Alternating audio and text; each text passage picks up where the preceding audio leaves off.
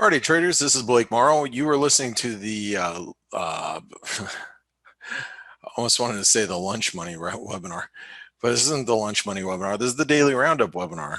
Lunch money is what it used to be years ago. Anyway, that's what, you get on a slow day. Anyway, we do have a few things that are developing. It's actually a fairly quiet market, but I want to point out that, and I'm going to come back, well, I'll come back to this Euro Swiss. I want to point out that the market or people, let me just say traders, getting a little bearish earlier today as the S&P was nearing, the lows here. A lot of people going head and shoulder, head and shoulder. I know if you guys have been listening to the FACE webinar, you've heard me discussing this pattern, not even for just the FACE webinar, just like the last, daily, the week ahead videos and everything. We've been talking about this setup. We did test the neckline today. That's important to note. Now, when we were testing the horizontal support, for those of you that use ForexAnalytix, you got the chart here. S&P is at key support, horizontal, and also the neckline of the head and shoulders setup as well. Knowing when you were there, it's that when you get alerted that we're at a area, hopefully it helps you cue off of those areas. You're like, okay, it's either going to break or bounce here. And then for those of us in the chat room, we were looking at the euro yen at the 618 retracement, which is right here. Let me delete that. Right here at the 618 retracement at 115.33. I bought it at 34. Sold it on the way up. Some people did better than me and sold it a lot higher than where I did. I think I sold it for like 24 pips for my last piece of it. But we were just queuing off of that S&P at support. And I think people are getting a little aggressively bearish down here. Now, let me state that I do think the stock market is eventually going to break lower. I do. Do I think it's going to be today? Probably not. And I think, is it going to be as obvious as it looks here? Probably not. We're probably going to, deal with a Friday that, gets a little bit of a rally, and, because it's, unless something dramatic happens, some tape bomb hits the market. Between now and it's Friday tomorrow, we're probably going to get a rally in risk. And then it's Monday, as long as nothing bad happens over the weekend, we're probably going to continue to get a rally in risk. And then you can sell it on Tuesday of next week. And we're probably going to do something like this before it's all said and done, before we actually break down. So what you think is a head and shoulder pattern might end up being more like a, over the course of the next week and a half or so, maybe like a triangle breakdown. Okay. So I guess the point I'm trying to make is don't get too bearish down at these levels. Not yet. Not during a consolidation day. Now, and I'm kind of giving you a view of what I think might happen a week and a half, 2 weeks from now. But that doesn't mean that we can't just break down. I think eventually we are going down. I just didn't know and didn't think today was necessarily the day. Now, a couple developments are happening, which we need to pay pretty close attention to. First of all is gold. A lot of people say that there's a lot of bulls out there. Yeah, people own gold, and I think people are continuing to buy gold in this environment. But it's not positioning of traders necessarily. I think it's everybody's just buying gold. When you got this massive amount of stimulus that's being added by central banks globally, you got people who are like, look, I want some hard assets, and I think that's a global phenomenon, not necessarily a trading phenomenon. I think traders, people that are, actually trading the gold markets versus investing in the gold markets, I think they're actually positioned poorly. I think most people are expecting gold to fail up here. But the fact of the matter is we're breaking out. And that to me is worth, it is raising some eyebrows, mine included. Like, why? Why is gold ripping? Now, I'm not trying to read too far into it, like how it's going to correlate to equities, although typically when you see gold rally, you'll see the yen rally. Well, the yen is actually weakening and we see the dollar yen has bounced off the 106 or 107 level, and we're firming up too. So I guess you could say that you have to throw correlations out the window when you're talking about gold. The thing is gold is rallying no matter what. The stock market is selling off, it's going up, it doesn't really matter. Gold, I think, is just being acquired.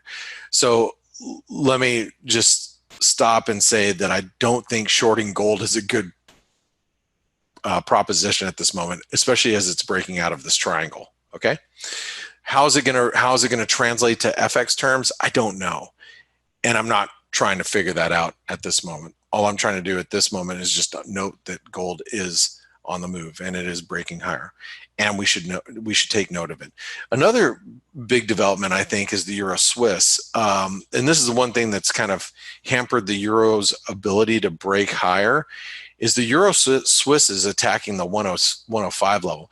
A couple guys in our chat room were like, margins have increased or decreased, excuse me, on Swiss exposure. That means retail brokers are actually a little worried that we might, the Swiss National Bank is going to let this 105 level go, and we're going to get a repeat of this here. I don't know if this is going to happen today per se, but I wouldn't be surprised if we, see some Swiss National Bank ripping higher intervention at some point. So, this could immediately turn into one of these, but I think we are seeing some euro pressure as a result at this moment. Right, because the euro is being pressured against the Swiss franc currently. So, and this is worth noting again. One of the other things that I'm concerned with is I picked up some euro yen. I'm long euro yen again. I do own some euro pound, so I got my stops relatively tight because what I am worried about is the euro just starts blowing through some stops and we get a cross euro pair movement that if you see the euro dollar just slump, euro Swiss slumps, it may translate to the euro yen falling, euro pound falling. So that's why I've got my stops pretty close on my long euro trades, and they're not really big either. I'm not super aggressively long. But one of the reasons why I'm long the euro yen, a couple things here, just really quick. Intraday. So obviously it hit the 618, and then as it dipped back to the 618 here, intraday, it's a 15-minute chart. That did not work. Here we go. It dipped to the 618 here. I started buying it around this level where we're currently at, and I picked up a little lower too. My average is basically where we're at right now. But what I'm trying to say is I'm picking up the euro yen as long as we hold above this 115.30. And if stocks do turn higher over the next couple of days, I would think that the euro yen will eventually break this 116.30 level and maybe, squeeze back up towards 117 and change. So I'm keeping a little bit of exposure just in case that does happen. All right, looking for, maybe a little bit of a move higher, as long as risk appetite stays well supported. But again, one of the reasons why the euro is underperforming, in my view, is because it is all about the euro Swiss right now that is being pressured. And let me delete this let me delete that really quick. And then I'll put in a horizontal line so you can see. So it's, it's obviously taking some stops below the 105.10 level, and that's keeping the euro somewhat tempered at the moment. Anything else I really wanted to discuss? The cable is still below this 122.50. The Aussie still is holding above 64 cents, both worth noting. And other than that, it's been pretty quiet today. There was a question here, or at least a comment. Let me go ahead and look. Rick says, wow, dated yourself. Haven't heard lunch money in a while. That was a total slip. Maybe because I'm hungry. I don't know. Um, let's see. Anything else that I really want to talk about today? One of the other things that we were all looking at in the chat room. Well, I shouldn't say we all. Amanda was looking at, and I was actually paying pretty close attention to today, is this Aussie New Zealand, especially following that the weak Aussie jobs number. What I was hoping for is the Aussie yen or Aussie New Zealand was going to close back below 107, like 107 and a quarter. Then I was going to start thinking, okay, false breakout, I can start shorting it because you can see relative strength is divergent here daily, right? So I was thinking, oh man, this is going to be a great setup for a short, but it hasn't shown us that yet. It's I'm surprised it hasn't built on any upside momentum yet, but at the same time, it's not really breaking out as it should be. So therefore, you just got to be, just a little, just be a little careful with this Aussie New Zealand. I'll watch it into Asia, and I don't think I'm going to do much with it probably into the end of the week, but it's something I am paying attention to. I'm at least watching it at this stage in the game. A couple guys in the chat room were also getting long the dollar Canadian. I think you got to be a little careful up here. We're at triangle resistance. Paul was speaking a little bit later from the Bank of Canada, and I think Wilkins, she's probably a little upset she got passed as the BOC head. So anyway, watch for a failure up here. If the dollar Canadian comes back through 107, or excuse me, 140.70, I think that's going to take us back down towards a 140 level. And again, this would have to do more with risk appetite, crude oil, which is actually strong right now. If crude continues to rally, risk appetite stays firm, stocks don't sell off, the dollar Canadian will probably slip back, towards 140 and maybe even below, towards triangle support again. So just be careful if you're on the long side of this. I don't have any exposure right now. I'm just kind of watching it carefully. A lot of today is watching. Okay, guys, if you're listening to this, I'm sorry. Venkat said, "Hey Blake, I was late. Did you discuss the S&P?" I did a little bit. All I was saying about the S&P is I think the market was getting a little too bearish down here at this neckline, and I do think we're in a kind of consolidation over the next week before we eventually break down. I think that's what's happening, unless there's, like I said, any type of tape bomb that hits the market between now and then.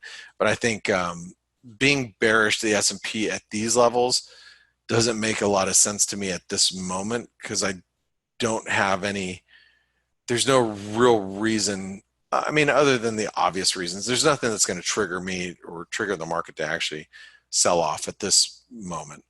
That doesn't mean it can't sell off. I just would rather be a seller at 2,900 versus a seller down here at 2,800, if that makes sense.